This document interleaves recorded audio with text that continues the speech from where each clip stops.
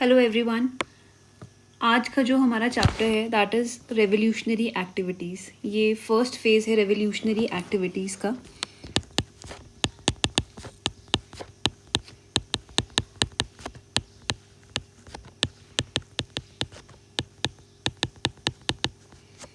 ये टाइम था 1907 से लेके ऑलमोस्ट 1917 के बीच का। ठीक है, अब ये कौन सा टाइम था? ये वो टाइम था जब एक्सट्रीमिस्ट को जेल हो चुकी थी, जैसे कि तिलक। ठीक है, 1908-9 में उन्हें जेल हो गई थी।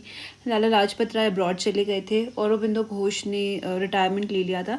तो ऑलमोस्ट ये ऐसा एक टाइम चल रहा था जब जो हमारा यूथ था, जिन्हें एक्सट्रीमिस्ट ने इन्फ्लुएंस किया था पेट्रियाटिज़म और नेशनलिज्म के प्रति, वो इस टाइम पर लीडर्स के ना होने की वजह से लीडरलेस हो गए थे। उन्हें लीड करने वाला कोई नहीं रहा था और उनके अंदर जो एक नई ज़ील पैदा हुई थी देशभक्ति की, फ्रीडम स्ट्रगल की, अब उस एनर्जी को चैनलाइज करना मुश्किल हो रहा था। क्यों? क्योंकि उन्हें लीड करने वाला कोई नहीं रहा था। ठीक है, तो जो रेवोल्यूशनरी एक्टिविटीज़ है ये फर्स्ट फेज़ है। This is the first phase of revolutionary activities. दो फेजेस में रेवोल्यूशनरी एक्टिविटीज़ हुई हैं। एक हुई है 1907 के बाद। ये कौन सा टाइम था? जब स्वदेशी और बॉयकॉट मूवमेंट फॉल आउट हो गया था। लीडर्स जेल में जा चुके थे। मॉडरेट्स को ब्रिटिश ने साइडलाइन कर दिया था क्योंकि 1909 के रिफॉर्म्स आने वाले थे, तो मॉडरेट्स भी चुप बैठ गए थे। और सेकेंड फेज इसका ये तब आएगा जब non cooperation movement Gandhi ji withdraw कर लेंगे और जो हमारे रेवोल्यूशनरीज हैं, जिन्हें गांधी जी ने रोका था रेवोल्यूशनरी एक्टिविटीज़ करने से, और उन्होंने कहा था कि जो हमारा खिलाफत और नॉन कोऑपरेशन मूवमेंट है उसके लिए जुड़ो, तो सडनली जब नॉन कोऑपरेशन मूवमेंट आफ्टर चोरा चोरी कांड विड्रॉ कर लिया था, तो फिर they got angry with Gandhi ji and his kind of the politics he was running. तो इसीलिए फिर उन्होंने उस समय भी कुछ रेवोल्यूशनरी एक्टिविटीज़ को अंजाम दिया था। ठीक है, आफ्टर नॉन कोऑपरेशन मूवमेंट। ठीक है, अब ये कौन सा टाइम है? अब यहाँ पर हम वापस आ जाते हैं पॉइंट्स पे अपने। एक्सट्रीमिस्ट ने क्या किया था? एक्सट्रीमिस्ट ने मास स्ट्रगल में बिलीव किया। उन्होंने यूथ को स्पेशली अवेयर किया था about the political affairs and influence towards political consciousness. ठीक है, but the extremist they never differentiated, or they failed to channelize their energies towards the end of Swadeshi and boycott movement. Okay, they never truly differentiated. They never truly differentiated between mass political struggle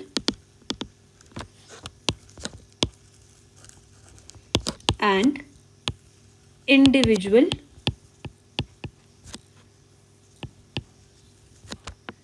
violent activities. इसका क्या मतलब है? इसका मतलब ये है कि extremism कब हो रहा था?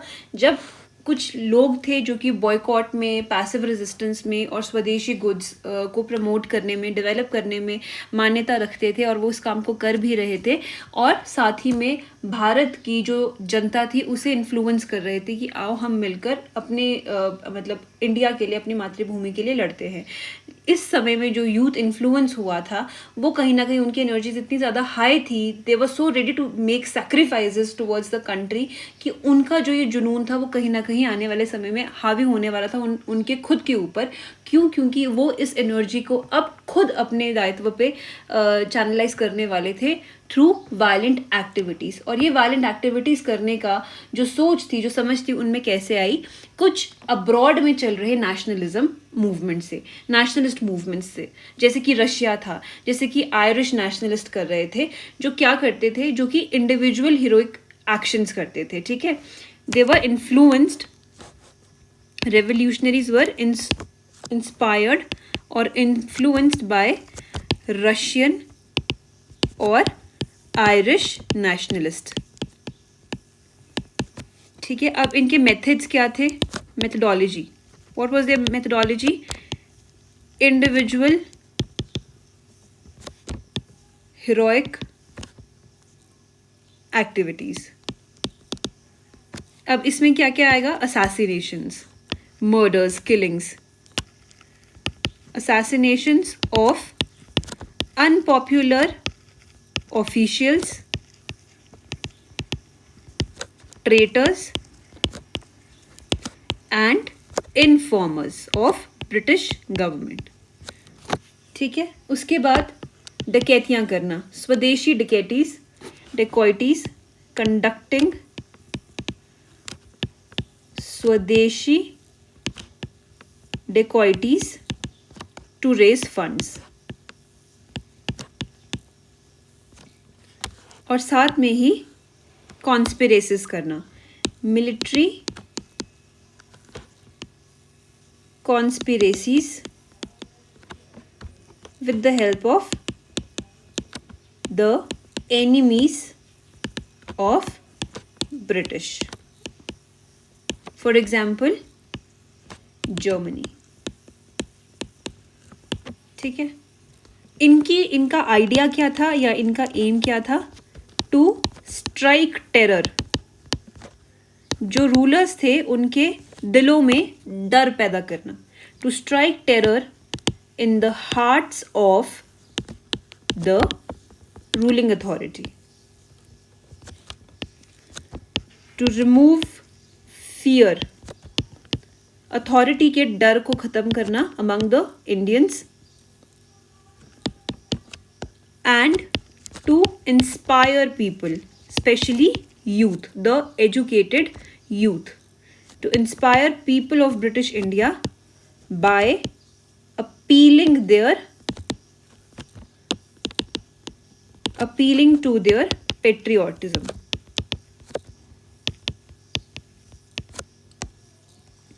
अब ये रेवोल्यूशनरी गतिविधियां 3 जगहों पर होने लगी. कौन सी जगह थी ये? बंगाल, मद्रास एंड महाराष्ट्र.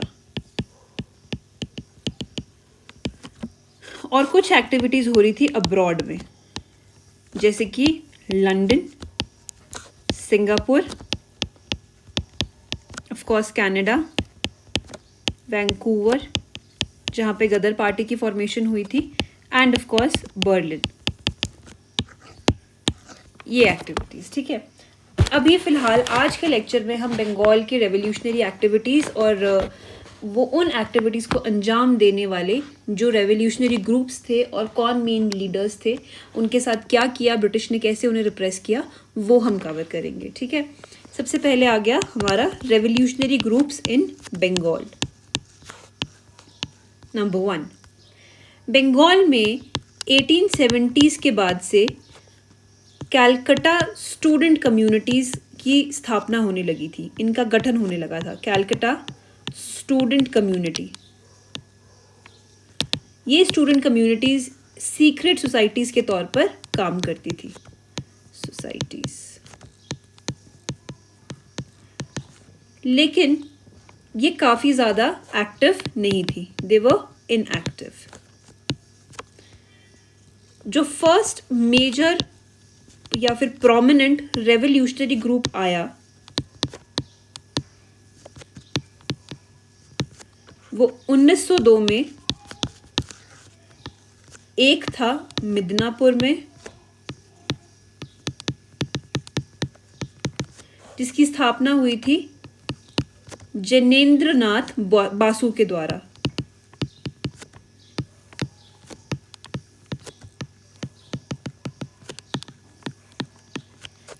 वहीं 1902 का दूसरा ग्रुप था none other than Calcutta based Anushilan समिति.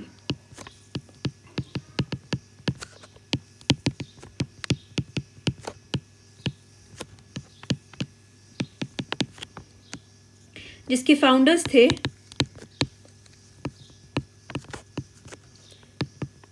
प्रमोथा मित्तर,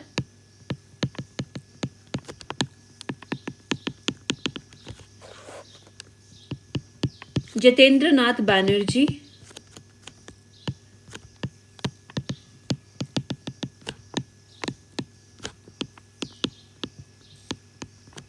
एंड बरिंद्र कुमार घोष.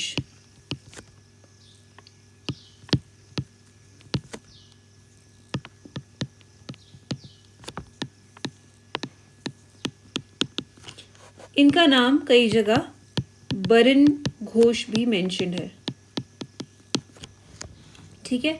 लेकिन 1907 से 8 के बीच में यहाँ तक ये लोग ज़्यादा प्रोमिनेंस में नहीं थे। They were not highly active. इनका बेसिकली क्या काम था? They use to provide physical and moral training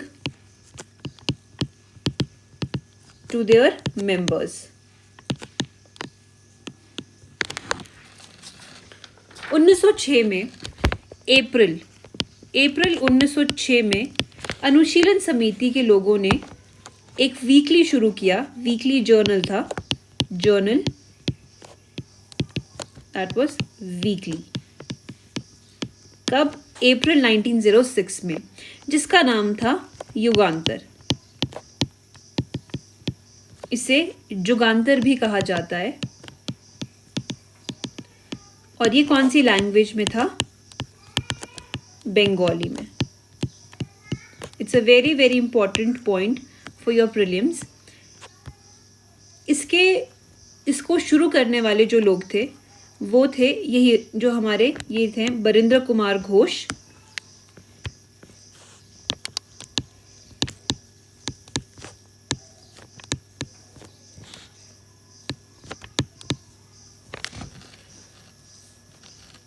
and very important name Bhupendra Nath Dutta. ये इस वीकली के एडिटर थे। And also this name is prominent क्योंकि ये हमारे स्वामी विवेकानंद के भाई थे, ब्रदर ऑफ स्वामी विवेकानंदा।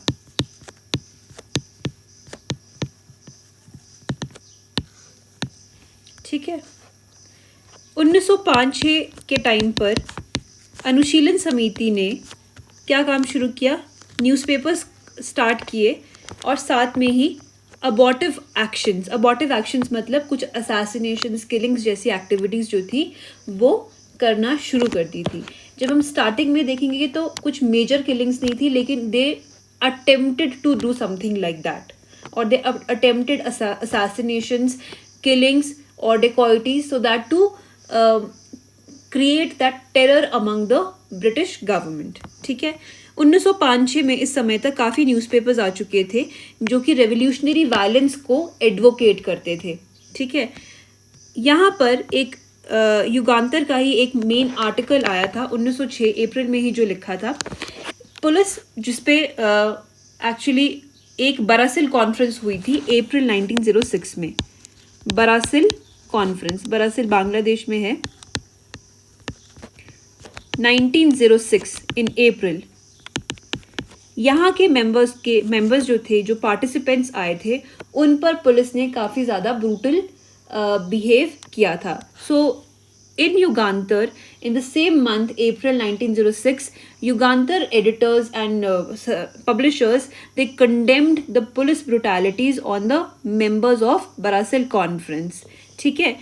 और इन्होंने लिखा, युगांतर ने मेंशन किया कि force should be stopped by force। What they mentioned, force should be stopped by force। और उन्होंने साथ में एक ये चीज़ भी संपादित की थी कि अगर 30 करोड़ लोग भारत में रहते हैं तो उनके कितने हाथ हुए? 60 करोड़ हाथ। 30 करोड़ लोगों के 60 करोड़ हाथ हैं जिनके द्वारा वो ऑपरेशन को रोक सकते हैं, जो उनके ऊपर ब्रिटिश गवर्नमेंट और उनकी एडमिनिस्ट्रेशन के द्वारा किया जा रहा है। ठीक है। अब यहाँ पर अनुशीलन समिति के बाद लोग आए जैसे कि रास Bihari Bose. Please note this is Bose. हमने कल आईएनसी के प्रेसिडेंट पढ़े थे जो कि सूरत स्प्लिट के टाइम पर जिन्होंने प्रेसिडेंटशिप किया है, उनका नाम था रास बिहारी घोष, जो कि सूरत सेशन ऑफ आईएनसी के प्रेसिडेंट थे। ठीक है। अब रास बिहारी बोस और सचिन सान्याल, इन्होंने क्या किया? They organised more secret societies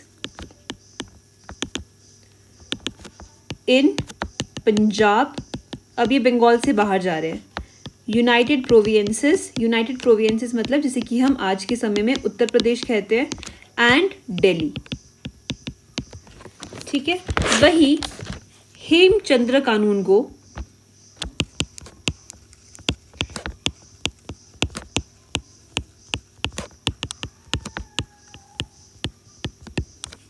abroad चले गए फॉर मिलिट्री एंड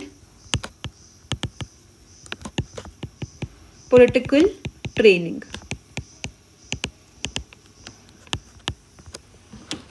ठीक है। अब 1907 के बाद मेन एक्शंस शुरू हुए, मेन रेवोल्यूशनरी एक्टिविटीज शुरू हुई। 1907 में युगांतर ग्रुप के लोगों ने sir Fuller, FULLER, sir Fuller, जो कि फॉर्मर लेफ्टिनेंट गवर्नर थे eastern Bengal and Assam region के, उन पर अटैक प्लान किया, अबॉर्टिव एक्शन, जिसमें ये बच गए, ठीक है। किसने किया? बाय युगांतर ग्रुप मतलब यही लोग जिन्होंने युगांतर को शुरू किया था, अनुशीलन समिति के ही ये लोग हैं। इन्होंने एक और एक्शन प्लान किया दिसंबर 1907, सेम ईयर, जिसमें इन्होंने लेफ्टिनेंट गवर्नर एंड्रियोस की ट्रेन को डीरेल करने की कोशिश की, एंड्रियोस फ्रेजर, ठीक है। They attempted to derail the train in which Sir Lieutenant Governor Andrew Fraser was traveling. 1908 में मुजफ्फरपुर बॉम्बिंग केस हुआ।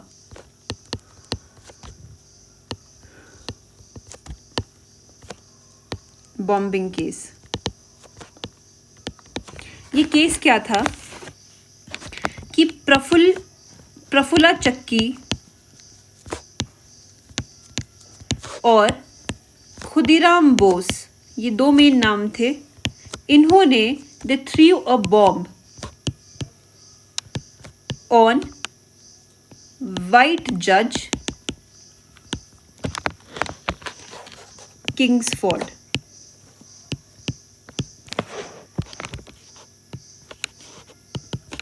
कैरेज, एक कैरेज जिसका काम था वाइट जज किंग्सफोर्ड को लाना ले जाना, उसके ऊपर प्रफुल्ला चक्की और खुदीराम बोस ने एक बम प्लांट किया, बट उस कैरेज में उस दिन किंग्सफोर्ड ट्रैवल कर ही नहीं रहे थे, जिसके कारणवश वो बच गए। लेकिन यहाँ पर 2 ब्रिटिश लेडीज जो थी उनकी डेथ हो गई। He was not present in the carriage. इसके बाद जो प्रफुल्ला चक्की थे, ही शॉट हिमसेल्फ डेड, उन्होंने खुदकुशी कर ली, और खुदीराम बोस को फांसी हो गई।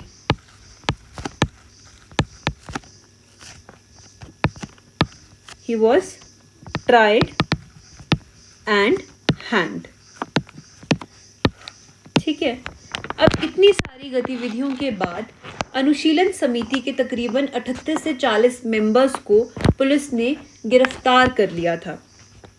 अराउंड 38 to 40 मेंबर्स ऑफ अनुशीलन समिति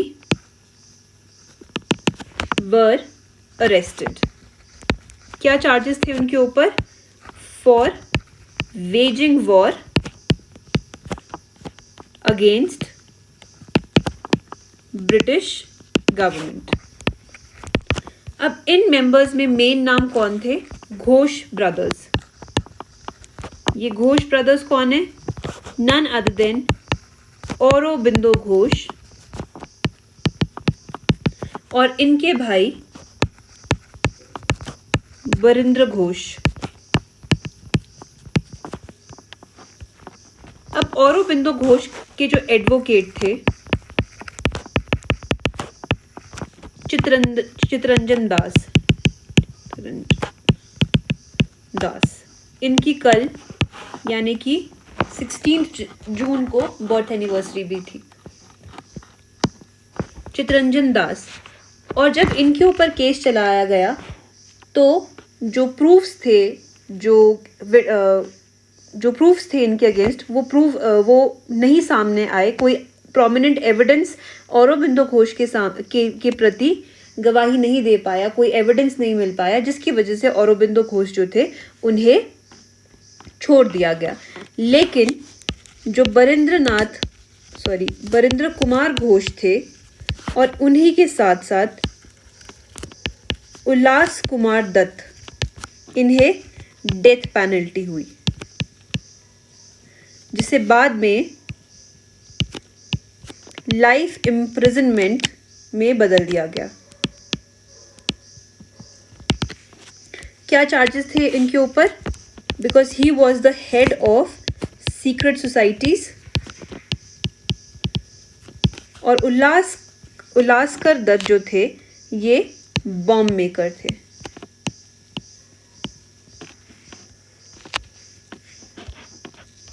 इस केस में जो क्राउन विटनेस बना था, जिसने अनुशीलन समिति के अगेंस्ट गवाही दी थी, उसका नाम था नरेन गोसाई।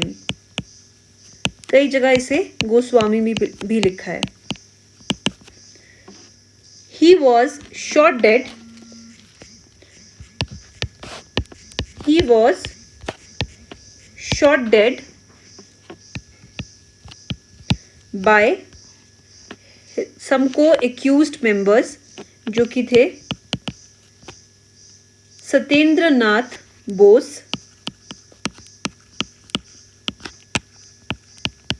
और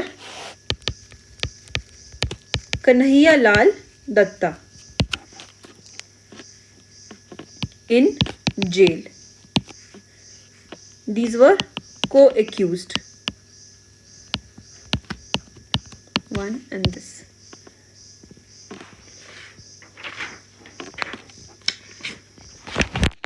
इस केस को मुजफ्फरपुर किलिंग्स भी कहा गया, मुजफ्फरपुर बॉम्बिंग केस जो कि हमने पढ़ा, और इसी केस को अलीपुर कॉन्स्पिरेसी केस भी कहा गया। अलीपुर कॉन्स्पिरेसी केस या फिर मानिक तुला या फिर मुरारी पुकुर बॉम्बिंग केस भी कहा गया। 3 नाम है इसके। अगर मान लीजिए पेपर में क्वेश्चन आता है प्रीलिम्स में या मेंस में, तो अलीपुर कॉन्स्पिरेसी केस भी लिखा हो सकता है, मानिक तुला बॉम्बिंग केस भी लिखा हो सकता है, मुरारी पुकुर बॉम्बिंग केस भी लिखा हो सकता है, और मुजफ्फरपुर बॉम्बिंग केस भी लिखा हो सकता है। ये जो इंसिडेंट्स था जिसमें हमारे खुदीराम बोस और प्रफुल्ला चक्की इन्वॉल्व थे, वो बेसिकली हुआ तो मुजफ्फरपुर में था, ठीक है, जिसमें जज किंग्सफोर्ड के ऊपर, उनकी कैरेज वैन के ऊपर बम फेंका गया था और 2 इनोसेंट यूरोपियन वुमेन जो थी मारी गई थी। हुआ कहाँ था? मुजफ्फरपुर में। लेकिन इसका जो ट्रायल था वो कहाँ हुआ? अलीपुर सेशंस कोर्ट में। इसलिए इसे अलीपुर कॉन्स्पिरेसी केस भी कहा जाता है। और मानिक तुला या मुरारी पुकुर बॉम्बिंग केस क्यों कहा जाता है?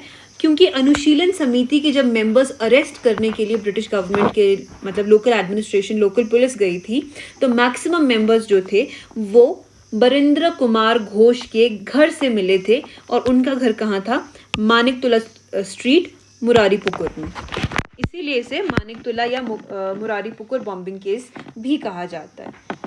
इसके बाद ऐसी कई और गतिविधियां हुई जिसमें कई लोग ब्रिटिश गवर्नमेंट के मारे गए, जैसे कि फरवरी 1909 में कलकत्ता के जो पब्लिक प्रोसिक्यूटर थे उन पर गोली चला दी गई।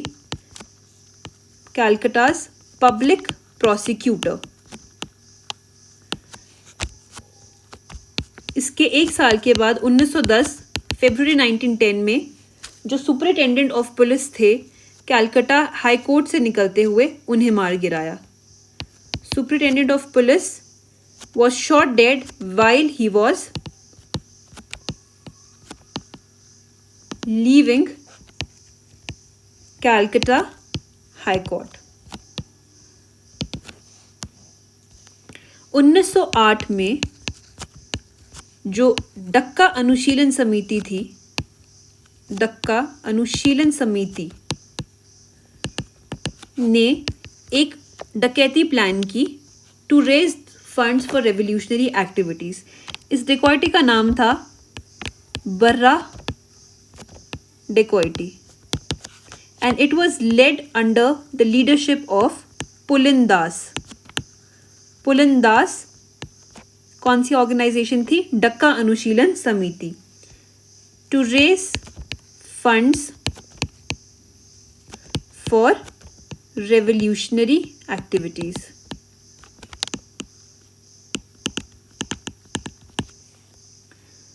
अब होता है दिल्ली कॉन्स्पिरेसी केस.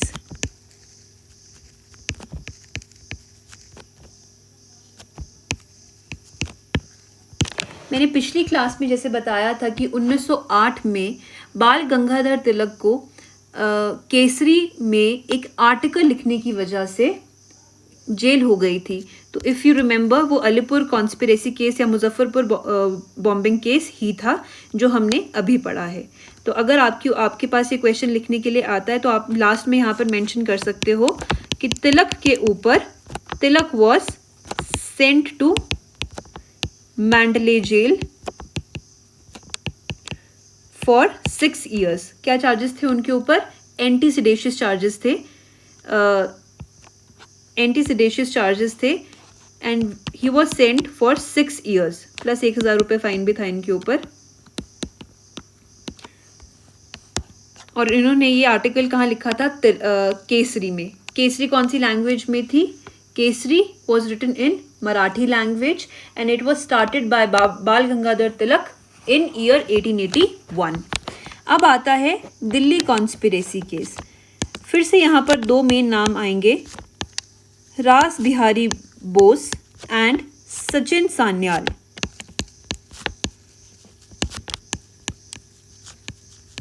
अभी हमने इनके बारे में पढ़ा कि रास बिहारी बोस ने एंड सचिन सान्याल ने सीक्रेट सोसाइटीज ऑर्गेनाइज करना शुरू की थी. कहाँ कहाँ पर? दिल्ली में, पंजाब में और यूनाइटेड प्रोविंसेस में. इन्होंने एक बॉम्ब प्लांट किया on viceroy Hardinge. They staged a bomb attack on lord Hardinge in December 1912. अब मैंने आपको लास्ट क्लास में बताया था दिल्ली दरबार के बारे में. दिल्ली दरबार मैंने कहा था एक बार 1877 में हुआ है, एक बार 1903 में हुआ है और एक बार 1911 में हुआ है. ठीक है, तो यहाँ पर क्या मेन बात है कि जब हमने पढ़ा था कि लॉर्ड हार्डिंगे ने 1911 में जो बंगाल पार्टीशन का जो डिसीजन था उसे वापस ले लिया था. और उन्होंने क्या किया था? एक तो बंगाल पार्टीशन का जो नोटिफिकेशन था, जो एक्ट था, उसको एनल कर दिया.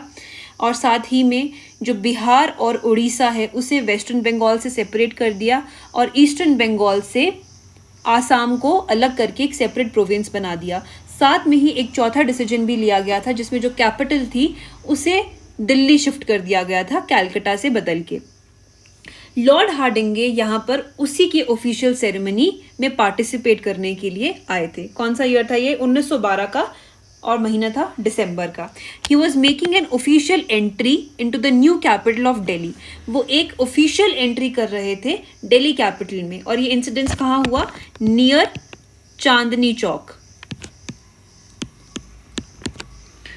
इन 2 लोगों ने इन पे बॉम्ब प्लांट किया था. बॉम्ब अटैक हुआ. लॉर्ड हार्डिंगे मारे तो नहीं गए लेकिन जख्मी हो गए, बट इंजर्ड.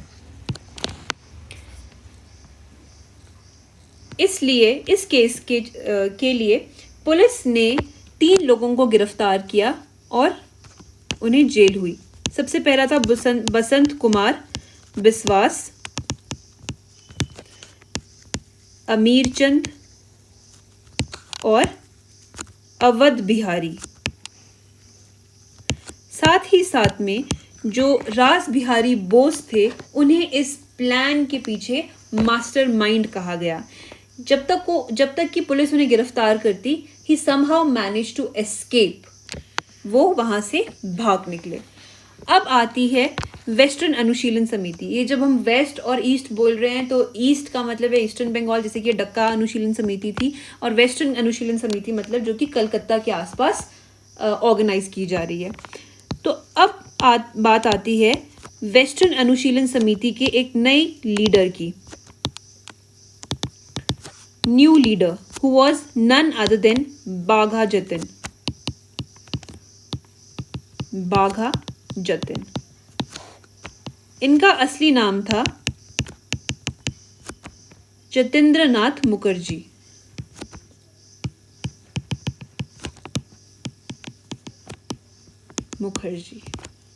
इन्होंने क्या किया, इन्होंने कलकत्ता को सेंट्रल ऑर्गेनाइजेशन के रूप में, कलकत्ता से सेंट्रल ऑर्गेनाइजेशन के रूप में ऑपरेट करना शुरू किया, और साथ की जो स्टेट्स थी और जो एरियाज थे वहाँ पर अपने लिंक्स को एस्टैब्लिश करना शुरू किया। कलकत्ता एक न्यूक्लियस के तौर पे काम कर रही थी और लिंक स्थापित किए जा रहे थे to other parts, with other parts of Bengal, Bihar and Odisha. अब बाघा जतिन ने क्या किया, फर्स्ट वर्ल्ड वॉर के टाइम पर ब्रिटिश और जर्मन के जो रिश्ते हैं, जो कॉन्फ्लिक्ट्स हैं, वो खुलकर सामने आ चुके थे। तो जो युगांतर पार्टी थी या फिर इसे हम कह सकते हैं कि अनुशीलन समिति के जो मेंबर्स थे युगांतर पार्टी में जो काम करते थे, उन लोगों ने क्या किया, उन्होंने अब्रॉड में बैठे रेवोल्यूशनरीज और रेवोल्यूशनरी एक्टिविटीज़ या रेवोल्यूशनरी मिलिटेंसी टेररिज्म से के प्रति सिंपैथी रखने वाले जो लोग थे, जो सिंपैथाइजर्स थे, उनको इकट्ठा किया, उनके साथ लिंक्स एस्टैब्लिश किए और अरेंज किया जर्मनी से हथियार लाने का काम। They arrange to import German arms and ammunition through revolutionaries and sympathizers of revolutionary activities who were sitting then in abroad. यहाँ पर रास बिहारी बोस को काम दिया गया अपर इंडियन रीजन में ऑल इंडिया इंसरेक्शंस करवाने का। इंसरेक्शंस क्या होता है, violent activities against the government. मैंने क्या कहा, फर्स्ट वर्ल्ड वॉर के टाइम पर युगांतर पार्टी ने अरेंज किया, they arranged to import German arms and ammunition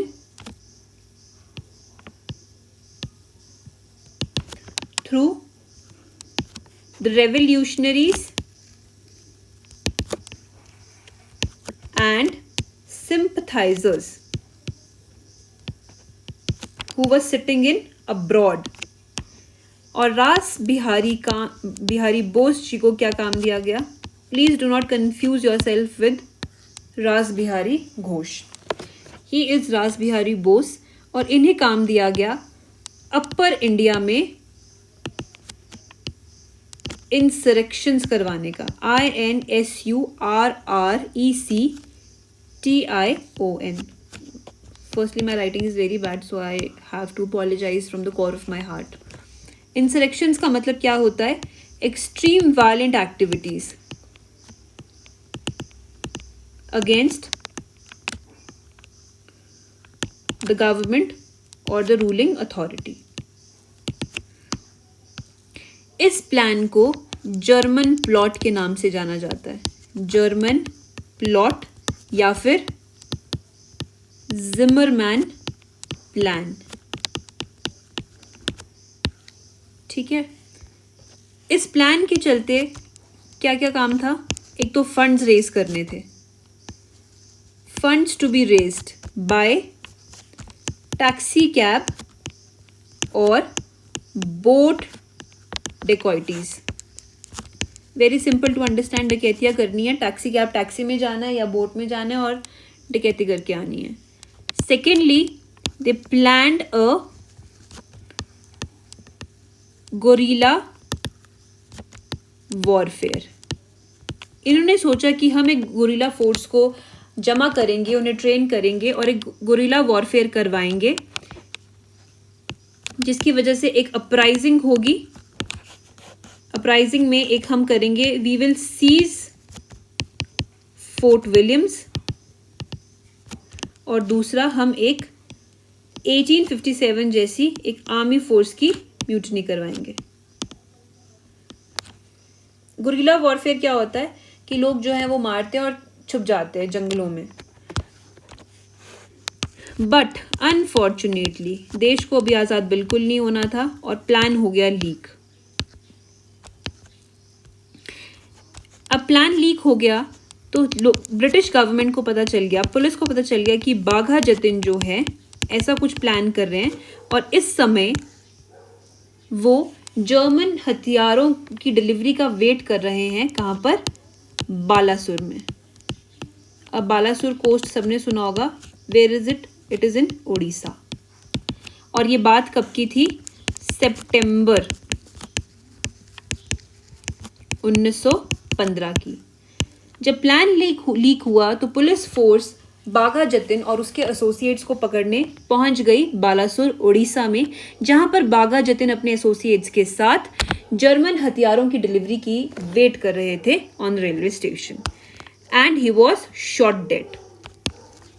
Wagah Jatin died a heroic death in September 1915.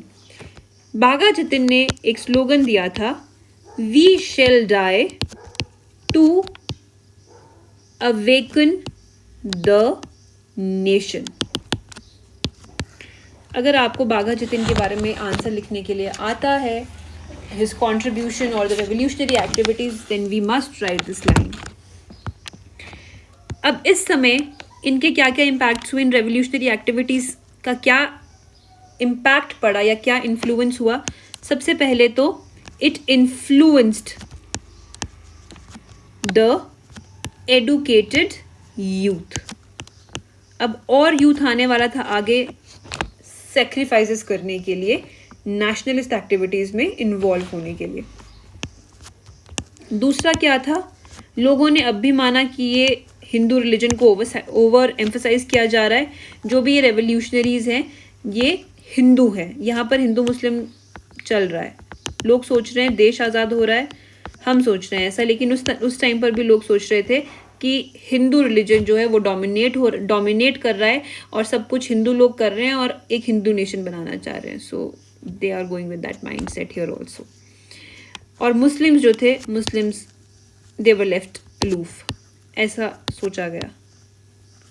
वो सोच रहे हैं हमारी लड़ाई बिल्कुल नहीं है, let them do. It encouraged, I am sorry if I offend anyone, it encouraged quixotic heroism. If you write these words, these terms in your exam, it's going to be a cherry on the cake. Quixotic. इसे कैसे पढ़ा जाता है? It is written as quixotic and it is pronounced as quixotic. इसका क्या मतलब है? Extremely idealistic approach, idealistic, extremely unrealistic हो जाना, और इसका मतलब है impractically सोचना. So we can write such terms in our examination. Lastly, जो मेन बात ये थी कि मास स्ट्रगल ये बिल्कुल नहीं था. The masses were not involved. No involvement. साथ ही साथ जो हमारा अपर कास्ट सोशल बेस था उसे भी कोई मतलब नहीं था, वो भी अपना नौकरी कर रहे थे. Even they were not involved. ठीक है. सो बेसिकली ये क्या था? अपने आप इंडिविजुअल एक्टिविटीज़ करना और सैक्रिफाइसेस करना. ठीक है. साथ में ही जो ये रेवोल्यूशनरीज थे, दे फेल्ड। ये ब्रिटिश की जो रिप्रेसिव एक्ट्स थे, रिप्रेसिव मेजर्स थे, उनको भी उनके सामने अपनी एक्टिविटीज़ को अंजाम देना जो था इनके लिए मुश्किल हो गया, and they were suppressed brutally. They fail to withstand the state repression. अब कल मैंने जब पढ़ाया था तो मैंने एक लाइन कही थी मॉडरेट्स एंड एक्सट्रीमिस्ट के स्प्लिट के बाद कि 1907 से लेके 11 तक 5 नए रिप्रेसिव लॉज सरकार लेके आई थी। ये सब रीजंस थे, और ऐसे कई रीजंस होंगे, जैसे ऐसे ही कई रीजंस, कई एक्ट महाराष्ट्र में भी चल रहे हैं, पंजाब में भी चल रहे हैं, अब्रॉड में भी चल रहे हैं, जिनका पता ब्रिटिश को चल रहा है। इसी वजह से 1907 से लेके 1911 तक ब्रिटिश गवर्नमेंट 7 न्यूज लॉज लेकर आई थी to repress these activities. I hope now I can create a direct link and you people can understand why I made this point yesterday. ठीक है, सो यहाँ तक हमने बात कर ली बंगाल में होने वाली रेवोल्यूशनरी एक्टिविटीज़ की। आज के लिए मैं इतना ही करवाऊंगी। Maharashtra and Punjab and abroad portion I will do it tomorrow. For now I have some very very important preliminary points.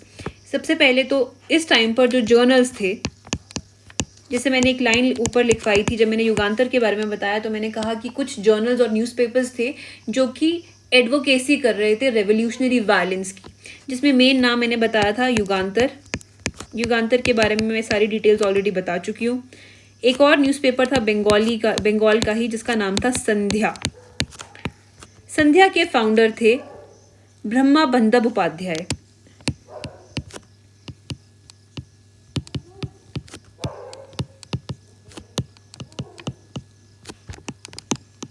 ब्रह्म बंधब उपाध्याय, ही वॉज द एडिटर। ये ब्रह्मो समाज के मेंबर भी थे, and he was highly influenced by the efforts of Keshav Chandra Sen. Keshav Chandra Sen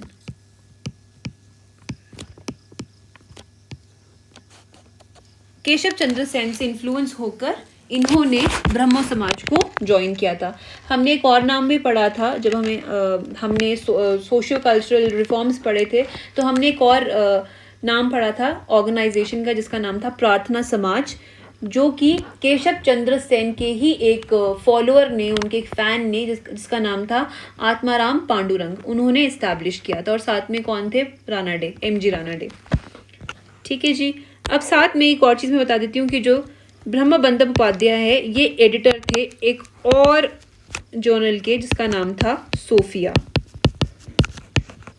Sophia Karachi में publish होती थी, कराची। ठीक है। इसके साथ ही इसी समय के कुछ और जो बंगाली मतलब जर्नल्स थे, एक दो, sorry 1 minute, I am sorry, पहले मैं महाराष्ट्र का करवा देती हूँ। महाराष्ट्र का इसी टाइम का जो जर्नल चल रहा है उसका नाम है काल। It was a weekly journal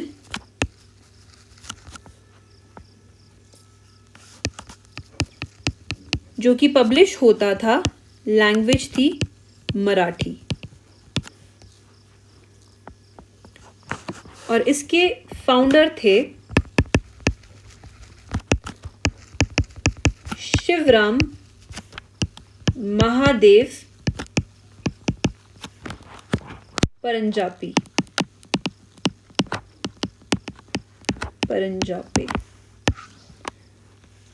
weekly journal था काल, जिसका मतलब होता है टाइम्स, लैंग्वेज थी मराठी, और फाउंडर थे शिवराम महादेव परंजापे। जो ये वीकली था, ये 1897-98 में शुरू हुआ था, और ये कब बंद हुआ? 1908 में। अब यहाँ पे 1908 एक इम्पॉर्टेंट ईयर है, क्यों? क्योंकि केसरी में आर्टिकल पब्लिश हुआ है मुजफ्फरपुर बॉम्बिंग केस का, और तिलक जी जेल गए हैं। साथ ही में ये जो हमारे साहब थे, इन्हें भी जेल जाना पड़ा। इनके ऊपर भी सेम चार्जेस लगे जो कि तिलक के ऊपर लगे थे, और साथ में इन्हें जेल हुई तकरीबन 18 महीनों की, और 10,000 रुपये का फाइन लगा। लेकिन 10,000 रुपये इनके पास भरने के लिए थे ही नहीं। तो ब्रिटिश गवर्नमेंट ने क्या किया, ब्रिटिश गवर्नमेंट ने इनका जो इस न्यूज़पेपर का इस जर्नल का जो संपादन था उसे 1908 में 10,000 रुपये के बदले बंद करवा दिया गया। ठीक है, और साथ ही साथ में 1900 से लेके 1908 तक के इस जर्नल की जितनी भी कॉपीज थी उनकी फर्दर पब्लिशिंग जो थी और सेलिंग जो थी उसे बैन कर दिया गया। बट जब कांग्रेस एक्शन में आई तो 1937 के बाद उन जर्नल्स की कॉपीज को और वो एडिशंस को फिर से पब्लिश भी करवाया गया था। So this was his story. Okay, एक और इसमें मेन पॉइंट है कि शिवराम पांडुरंग ने 1912 में बाद में एक और पेपर भी लिखना शुरू किया था जिसका नाम था स्वराज्य, and he was the follower of Tilak. Marathi writer थे, कहानियां पढ़ते थे, एक फ्रीडम फाइटर थे और किससे इन्फ्लुएंस थे, बाल गंगाधर तिलक से।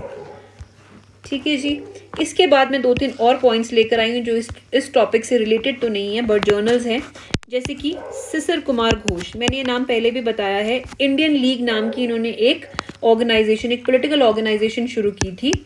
कौन से ईयर में, 1875 में। 1875 में इंडियन लीग। इन्हीं का ही एक जर्नल है, वेरी वेरी इंपॉर्टेंट, अमृता बाजार पत्रिका।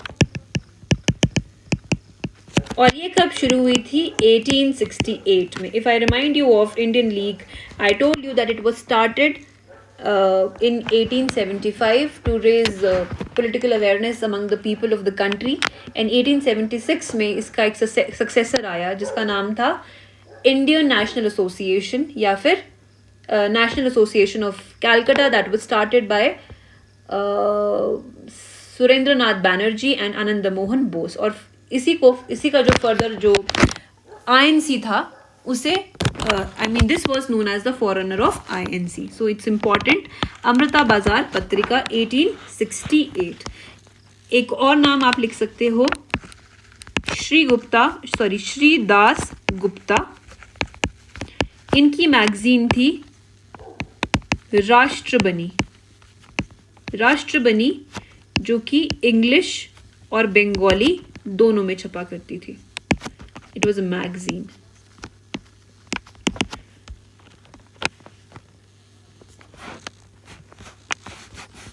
उसके बाद एक और मेरे पास प्री का क्वेश्चन है, who was known as the father of Marathi journalism. इनका नाम है बाल शास्त्री जांभेकर। बाल शास्त्री जांभेकर, इनके बारे में हमारी मॉडर्न बुक में भी दिया हुआ है, स्पेक्ट्रम में दिया हुआ है। इन्होंने महाराष्ट्र में फर्स्ट मराठी न्यूज़पेपर पब्लिश किया था, फर्स्ट मराठी न्यूज़पेपर जिसका नाम था दर्पण, और ईयर था 1832। So these were some important preliminary points.